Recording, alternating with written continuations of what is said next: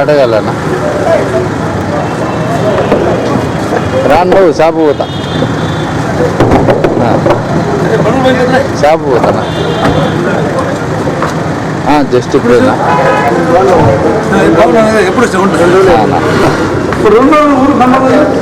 మొన్న వచ్చిందేమో ఇంటి గారికి దాని ద్వారా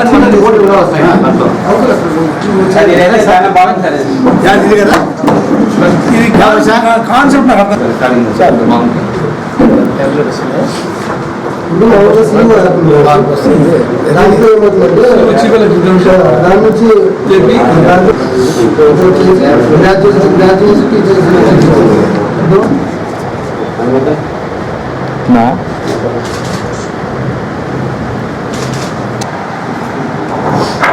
మీడియా పాత్రికేయులందరికీ విలువైన సమయానికి కేటాయించి ఇక్కడికి వచ్చిన ప్రతి ఒక్కరికి పేరు పేరున మా హృదయపూర్వక నమస్కారాలు, కృతజ్ఞతలు.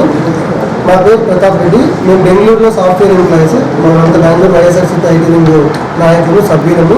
మేమంతా మొన్న ఇక్కడ ప్రచారం చేస్తూ మాకు జనాల్లో తిరుగుతున్నప్పుడు మాకు అనిపించిందంటే వాళ్ళకి ఓటర్స్ వాళ్ళ స్టేటస్ కానీ పోలింగ్ బూత్ తెలుసుకోవడానికి చాలా ఇబ్బందిగా ఉండేది. మేము అది గమనించి మేము అందరూ స్మార్ట్ ప్రపంచంలో ఉన్నాం కాబట్టి ఒక స్మార్ట్ ఫోన్లో ఒక అప్లికేషన్ తయారు చేసాం. గూగుల్ ప్లే స్టోర్లో అది ఉందన్నమాట, ఎమ్మెల్సీ ఓట్ ఫైండర్ అని చెప్పేసి. అందులో ప్రతి ఒక్కరు ఇన్స్టాల్ చేసుకుంటే మనం ఈజీగా ఎమ్మెల్సీ ఓటు వాళ్ళ యొక్క ఓట్ స్టేటస్ కానీ వాళ్ళ పోలింగ్ బూత్ కానీ ప్రతి ఒక్కటి ఈజీగా తెలుసుకోవచ్చు అనమాట. ఈ అప్లికేషన్ని గూగుల్ ప్లే స్టోర్లో కానీ ఆండ్రాయిడ్ అప్లికేషన్స్లో కానీ రెండింటిలోనూ మనము యూజ్ చేసుకోవచ్చు. ఆ పేరు వచ్చేసి ఎమ్మెల్సీ ఓట్ ఫైండర్ అని చెప్పేసి. ఇది ఒక అనంతపురం జిల్లానే కాదు, మొత్తం మన జిల్లా మన ఆంధ్రప్రదేశ్లో జరుగుతున్న అన్ని నియోజకవర్గాలు అంటే అన్ని ఎమ్మెల్సీ ఓట్లు ఉన్న ప్రతి ఒక్క ఓటు కూడా చూసుకోవచ్చు అనమాట ఈజీగా. మామూలు సిఇఓ వెబ్సైట్లో పెట్టుకోకుండా ఇందులో మనం డైరెక్ట్ లింక్ పెట్టేసాం అనమాట. దానివల్ల చాలా ఈజీ అవుతుంది. ఒకసారి మీకు డెమో చూపిస్తాను అనమాట. ఇది యాక్చువల్గా అప్లికేషన్ వ్యూ అనమాట. మనం ఇక్కడ ప్రెస్ చేసేసి ఇక్కడ మనకి క్వైరీస్ మన ఏది జిల్లా అనంతపురం జిల్లా, టీచర్స్ అయితే టీచర్స్, గ్రాడ్యుయేట్స్ అయితే గ్రాడ్యుయేట్స్ అని చెప్పేసి నేమ్ కానీ హౌస్ నెంబర్ కానీ సెలెక్ట్ చేసుకొని సెర్చ్ కొడితే ఈజీగా మనకి లిస్ట్ ఫిల్టర్ అవుతుంది. దానివల్ల మనం పోలింగ్ స్టేషన్ మన స్టేటస్ కూడా చెక్ చేసుకోవచ్చు అన్నమాట. దాన్ని చేసుకోవచ్చు. సో ఈ అప్లికేషన్కి సహకరించింది మన ప్రకాశం జిల్లా చిరంజీవి రెడ్డి అనే అబ్బాయి, మా బెంగళూరు ఐటీ రింగ్లో పనిచేస్తుంటాడు. అలాగే ఐటీ రింగ్ నిపుణులు బెంగళూరు వాళ్ళంతా పనిచేసి దీన్ని తీసుకొచ్చారు. ప్రతి ఒక్కరికి దీనికి తోడ్పడిన ప్రతి ఒక్కరికి మా పేరు పేరు ధన్యవాదాలు. అలాగే మేము ఇచ్చే సందేశం ఏంటంటే మన పార్టీ కార్యకర్తలు కానీ ఇర్రెస్పెక్ట్ ఆఫ్ ఎనీ పార్టీస్ ప్రతి ఒక్క కార్యకర్తలు కానీ ఇన్ఛార్జీలు కానీ అప్లికేషన్ డౌన్లోడ్ చేసుకొని వాళ్ళ చుట్టుపక్కల ఎవరైనా కానీ వాళ్ళకి ఎవరైనా ఓటర్కి లేకపోతే వాళ్ళకి చెప్పేసి దీని యొక్క అవగాహన పెంపొందించేసి రేపొద్దున మార్చి 9 జరిగే ఎలక్షన్స్లో అత్యధికంగా పోలింగ్ జరిగేలాగా ప్రయత్నించాలని చెప్పేసి మా మనవి అనమాట. అలాగే మా వైఎస్ఆర్సీపీ అభ్యర్థి వేరే సుఖపాటి గారు కూడా అత్యధిక మెజారిటీతో ప్రాథమిక ఓటు వేసుకొని గెలిపించాలని మా మనవి. ఈ అవకాశం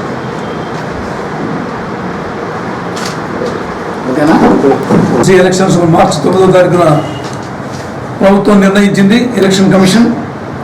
మరి ఆ రోజున ఎన్రోల్ అయినటువంటి ప్రతి ఓటరు కూడా ఓటు హక్కు వినియోగించుకొని వెన్నపూస గోపాల్ రెడ్డి అయిన నేను నాకు ప్రథమ ఓటు వేయించి గెలిపించి మండలి పంపిస్తానని చెప్పి ఆశిస్తూ మరి ఈరోజు రాష్ట్ర ప్రభుత్వం అన్ని రంగాల్లోనూ వైఫల్యం చెందింది. ఇంటికో ఉద్యోగం అన్నారు, లేకపోతే ఖచ్చితంగా నెలకు ప్రతి నిరుద్యోగికి 2000 రూపాయలు ఇస్తానని చెప్పేసి ప్రభుత్వం వాగ్దాన భంగం చేసింది. ఆయన ఈ రాష్ట్రంలో ఉన్నటువంటి ముఖ్యమంత్రి దాదాపుగా మేనిఫెస్టోలో 600 పైచిలకు అబద్ధాల మేనిఫెస్టో ఇచ్చి అధికారాన్ని చేజిక్కించుకోవడం జరిగింది. ఈరోజు ఈ రాష్ట్ర ప్రభుత్వం ప్రజల ఆకాంక్షల మేరకు పనిచేయడం లేదు. తన సొంత అజెండా, చంద్రబాబు నాయుడు సొంత అజెండాను ప్రజల మీద రుద్దుతూ ఈ రాష్ట్రంలో పరిపాలన సాగిస్తున్నారు. ఈ రాష్ట్రంలో ప్రత్యేక హోదా కోసం పోరాటం చేస్తున్నటువంటి విద్యార్థులు, యువకుల పైన ప్రివెంటివ్ డిటెన్షన్ యాక్ట్, అదేవిధంగా terrorist and depress act, TD act, terrorist and depress act పెడతానని బెదిరిస్తున్నారు. నిజంగా ఈ దేశానికి స్వతంత్రం వచ్చిందంటే మహాత్మా గాంధీ ప్రజలందరినీ ఉద్యమాల వైపు తీసుకెళ్ళి ఈ దేశానికి స్వతంత్రం సిద్ధింపజేయడం జరిగింది. నిన్న కూడా ఏర్పడినటువంటి రాష్ట్రం 29వ రాష్ట్రమైనటువంటి భారతదేశంలో 29వ రాష్ట్రమైనటువంటి తెలంగాణ రాష్ట్రం ఏ విధంగా వచ్చిందంటే ఉద్యోగ ఉపాధ్యాయ కార్మికులు ప్రజలు యువకులు అందరూ కూడా ఉద్యమించిన ద్వారానే ఈ రాష్ట్రం ఏర్పడింది. విశాఖపట్నం స్టీల్ ప్లాంట్ 1 లక్ష మంది ప్రత్యక్ష పరోక్షంగా పనిచేస్తున్నటువంటి స్టీల్ ఫ్యాక్టరీ విశాఖ ఉక్కు ఆంధ్ర హక్కును ఉద్యమించిన తర్వాత తెంగిరెడ్డి విశ్వనాథం ద్వారా స్టీల్ ఫ్యాక్టరీ రావడం జరిగింది. బ్రిటిష్ వాళ్ళు ఉన్నంత వరకు కూడా ఈరోజు అన్ని కళాశాలలు ఎలక్షన్ జరిపారు. ఆ ఎలక్షన్లో ఏ విధంగా చేశారంటే మొత్తం స్టూడెంట్స్ అందరూ కూడా కలిసి ఉద్యమాలు ఏ విధంగా జరపాలి, ఉద్యమాలు ఏ విధంగా చేయాలి అని చెప్పేసి తీర్చిదిద్దినటువంటి ఈ దేశంలో తీర్చిదిద్దారు బ్రిటిష్ వాళ్ళే ఎలక్షన్స్ చేశారు. అంటే ఈ ఉద్యమాల వైపు పోతే ప్రివెంటివ్ డిటెన్షన్ యాక్ట్ అని టెర్రరిస్టిక్ డెపోజిషన్ యాక్ట్ అని పెడతానని చెప్పడం నిజంగా ఈయన నిరంకుశ విధానానికి నాంది అని చెప్పేసి చెప్తున్నాను. ఎందుకంటే ఉద్యమాలు స్టూడెంట్స్ నుంచి రావాలి, ఉద్యమాలు కాలేజీల నుంచి రావాలి, స్కూల్స్ నుంచి రావాలి ఉద్యమాలు. అటువంటి ఉద్యమాలన్నీ కాలు రాసి ఇక్కడ విద్యార్థినీలకు ఏమాత్రం ఉద్యమ అవగాహన లేకుండా, సంఘ అవగాహన లేకుండా చేయడం ఇది ముఖ్యమంత్రి గారి మరి ఈ దౌర్జన్యానికి పరాకాష్ట. మరి అదేవిధంగా మహిళా సాధికారత మీటింగ్ అని చెప్పి మహిళా సాధికారత ఉమెన్ ఎంపవర్మెంట్ మీటింగ్ ఒకటి విశాఖ మన రాజధానిలో జరుగుతుంది. నేను అడుగుతున్నాను, దగ్గర 100 కోట్ల రూపాయలు ఖర్చు పెట్టి ఉమెన్ ఎంపవర్మెంట్ ఈ 33% కూడా ఉమెన్ ఎంపవర్మెంట్ డ్రాఫ్ట్ రెజల్యూషన్ చేయలేకపోయింది. రాష్ట్రంలో ఆడవాళ్ళ మీద జరుగుతున్నటువంటి దాడులు ఒక రెజల్యూషన్ చేయలేకపోయింది. ఆడవాళ్ళను సర్పంచులు పీపుల్ రిప్రజెంటేటివ్ చెప్పులతో కొడుతున్నారు. ఇసుకలో ఎంఆర్ఓని ఈడ్ షీట్స్ కొట్టారు కృష్ణా జిల్లాలో. ఏ ఒక్కటి కూడా దేని మీద ఏ ఒక్క ఖండన కూడా రాదు. 33% భారతదేశ వ్యాప్తంగా అన్ని చట్టసభల్లోనూ 33% రిజర్వేషన్ ఉండాలని పోరాటం చేస్తున్నటువంటి వాళ్ళని పక్కన పెట్టి నువ్వు ఏ డ్రాఫ్ట్ రిజర్వేషన్ చేయకుండా దాదాపుగా 100 కోట్ల ప్రజాధనాన్ని నువ్వు మంచి ఇళ్ళ ఖర్చు పెట్టావు. ఇది ఈ 3 కుటుంబాలకు పనికి వచ్చింది. ఈ ఉమెన్ ఎంపవర్మెంట్ మహిళా సాధికారత పెట్టి 3 కుటుంబాలకి, చంద్రబాబు నాయుడు కుటుంబానికి, అదేవిధంగా వెంకయ్యనాయుడు కుటుంబానికి, తర్వాత కోడలి సుప్రసాద్ కుటుంబానికి. కోడలు బోరున ఏడ్చింది, మా వాళ్ళంతా సతాయిస్తున్నారు, లైంగిక వేధింపులు ఉన్నాయి, అదనపు కట్నం కోసం సతాయిస్తున్నారు అంటే ఆయన షేర్ చేస్తున్నాడు. ఎంత దౌర్భాగ్యం అండి ఈ షేర్ చేయడము. కోడలను ఏడిపించినటువంటి వాళ్ళు డయాస్ మీద కూర్చొని ఉమెన్ ఎంపవర్మెంట్ మీటింగ్ జరుపుతున్నారంటే మరి ఈ రాష్ట్రంలో అంతకంటే మనగాలే లేరా? కనుక ఇవన్నీ కూడా కంటి తుడుపు. చంద్రబాబు నాయుడు ఈ రాష్ట్రాన్ని సోమాలిగా మార్చే వరకు వదిలిపెట్టాడు. రాజధానిలో ఒక చెట్టు కింద కూర్చున్నాను నేను 2 నెలల కింద రాజధానికి వెళ్ళినప్పుడు. ఏమయ్యా మీరంతా పెద్దలు, మీరు చెట్టు కింద కూర్చున్నారు, ఏం పని పాట ఏం లేదా అని అడిగితే, సార్ నాకు ఎకరా 30 సెంట్లు, ఎకరాన్నర 2 ఎకరాల లోపల ఉన్నటువంటి మా భూములని చంద్రబాబు నాయుడు తీసేసుకున్నాడు, మా కొంపలని పీకేస్తున్నారు, ఏం పని చేయాలో మాకు అర్థం కాలేదు, మాకు రావాల్సినటువంటి డబ్బు కూడా 1 రూపాయి నయా పైసా 1 రూపాయి కూడా మాకు ఇవ్వలేదు. మరి మా పరిస్థితి అగమ్య గోచరంగా ఉంది, మేము ఏడ కూర్చుంటాం మీటింగ్లో. తర్వాత నీకు ఎంతమంది మనవాళ్ళు ఉన్నారంటే నాకు 1 మనవాడు 2 మనవాళ్ళు ఉన్నారు సార్. మరి పెళ్ళి ఏం చేయలేదంటే మా దగ్గర ఏముందని మా పిల్లలు ఇచ్చాడు, మా పిల్లలు మా దగ్గర ఏముందని మా పిల్లలు ఆ పిల్లలు ఏ విధంగా సాగుతాడు అన్నారు.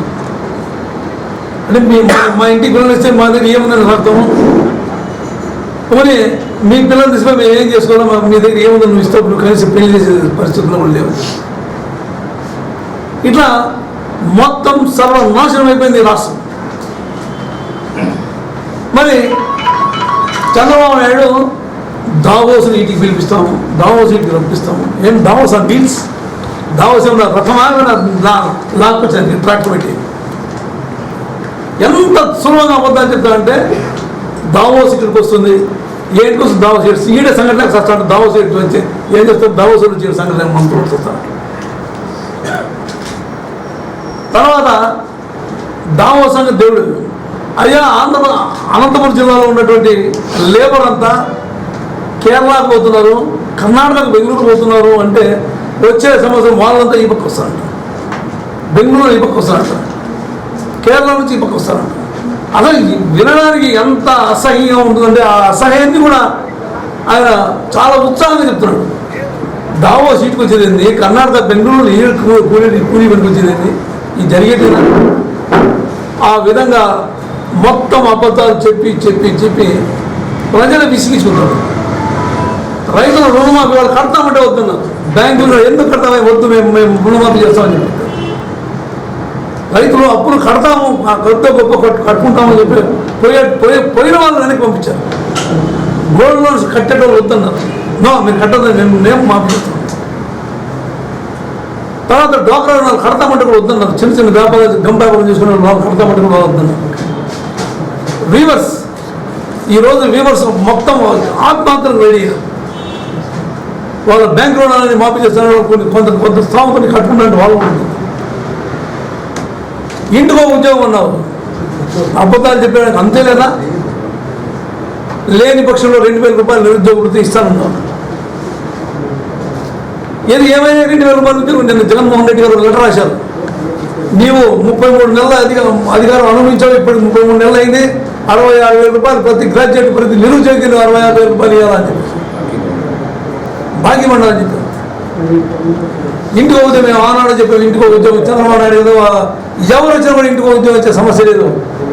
ఈ రాష్ట్రంలో 1,40,000 వేకెన్సీస్ ఉన్నాయి, అవన్నీ బేషరతుగా ఫిలప్ చేయాలని చెప్పేసి ప్రభుత్వం డిమాండ్ చేస్తున్నాం.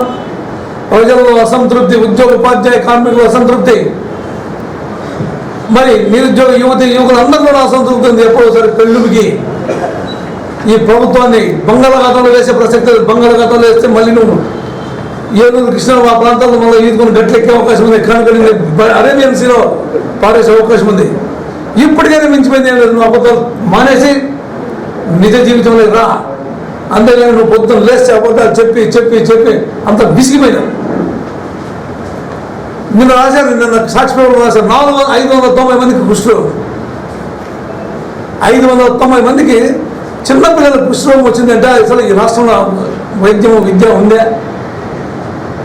కుక్క కరిసే ర్యాబిస్ వ్యాక్సిన్ లేదు. పాము ఏమైనా తోటలో నీళ్లు అరాకొర నీళ్లు ఉండి రాత్రిలో నీళ్లు కడతా ఉంటే పాము కరిసే యాంటీ స్నేక్ వెనం లేదు. ఎవరైనా కర్మగారి రోడ్ యాక్సిడెంట్ అయితే కట్టుబట్ట వాడు తెచ్చుకోవాలి, గాజు వాడు తెచ్చుకోవాలి, పెన్షన్ ఇంజక్షన్, టీటీ ఇంజక్షన్ మొత్తం తెచ్చుకుంటే నువ్వు సర్వీస్ చేస్తున్నావు. అంతేగాని ఈ రాష్ట్రంలో నీకు సీలేర్ ప్రాజెక్టు ఏలూరు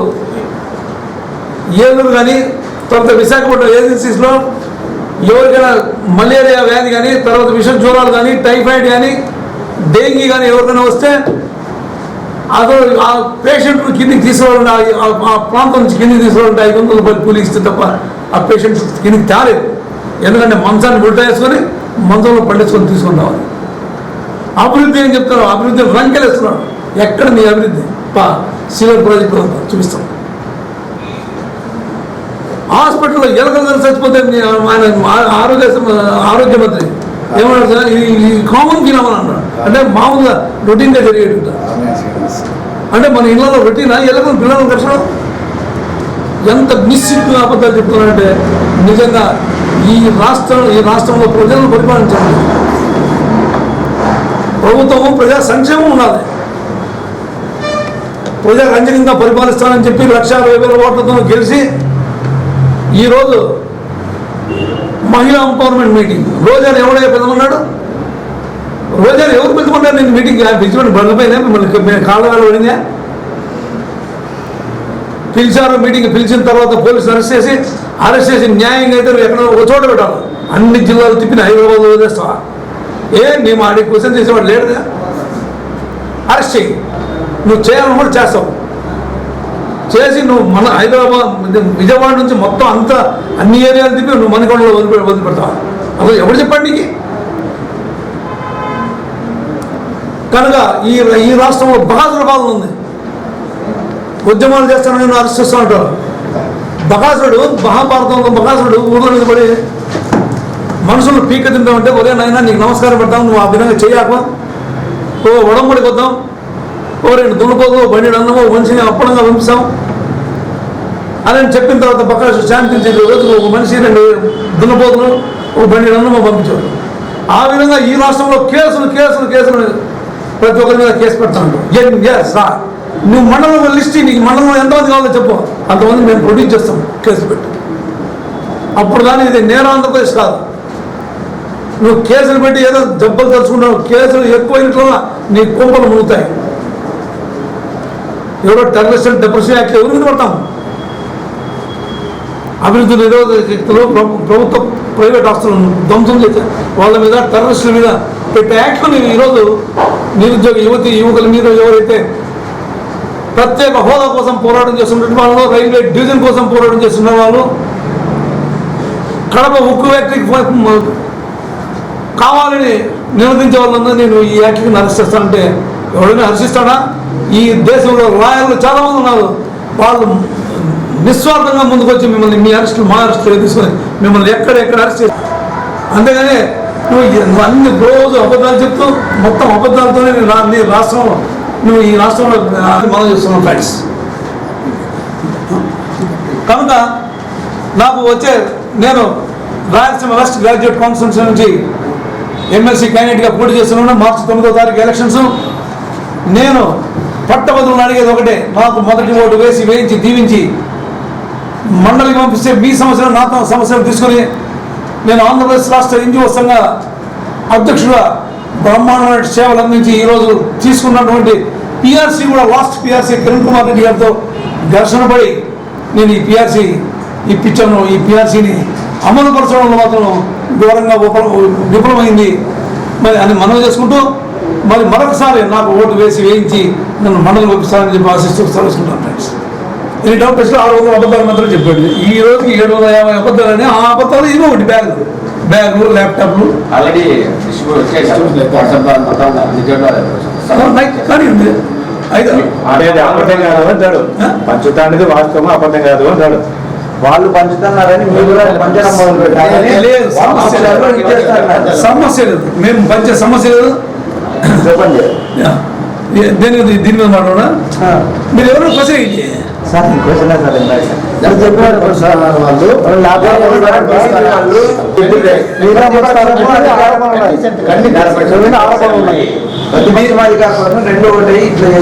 తెలుగుదేశం ప్రభుత్వం క్యాండిడేట్ ల్యాప్టాప్లు, క్యాష్, బ్యాగులు, మరి ఓటర్లందరినీ ప్రలోభ పెట్టడానికి ఏమేమి కావాలో అవన్నీ చేస్తున్నాడు.